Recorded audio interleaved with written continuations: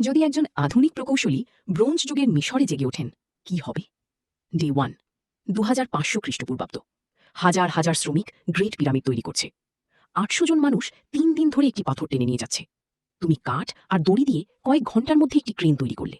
এখন যে কাজ 800 জন করত তা একজন মানুষই করতে পারে। ফোরম্যান এটা দেখে বসে পড়ল। ডে 2, সেই শ্রমিকদের গুণী বুঝল তার 90% লোকের আর প্রয়োজন নেই।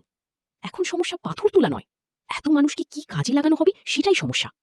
ডে 3, তুমি এমন একটি চুলা তৈরি করলে যা লোহা গলাতে পারে। তারা শত শত বছর আয়রন ওরের উপর দিয়েই হাঁটছিল, কিন্তু কখনো বুঝতে পারেনি। প্রথম লোহার ফলক তৈরি হলো। একজন সৈন্য সেটি দিয়ে একটি ব্রোঞ্জের তলোয়ারে আঘাত করল। ব্রোঞ্জ ভেঙে গেল। ফারাওয়ের সেনাপতির সঙ্গে সঙ্গে তোমাকে ডেকে পাঠালো। ডে 4, তারা এখনো দেয়াল বানায়, প্রার্থনা করে। তুমি তাদের আর্চ দেখালে। পাথরগুলো নিজেরাই নিজেদের ধরে রাখছে। প্রধান নির্মাতা এতক্ষণ তাকিয়ে রইলেন যে তার শিক্ষানবিশ জিজ্ঞেস করল, তিনি কি এখনো শ্বাস নিচ্ছেন? ডে 5, সক্রেটিসের জন্ম হতে এখনো 2000 বছর বাকি, তাই কেউ জিজ্ঞেস করছে না। কিন্তু পিরামিড আসলে কি? এটাই ইতিহাসের সবচেয়ে প্রোডাক্টিভ সপ্তাহ। উইক 1, ফারাও জিজ্ঞেস করলেন, তুমি আর কি জানো? তুমি উত্তর দিলে, সবকিছু। তিনি বললেন,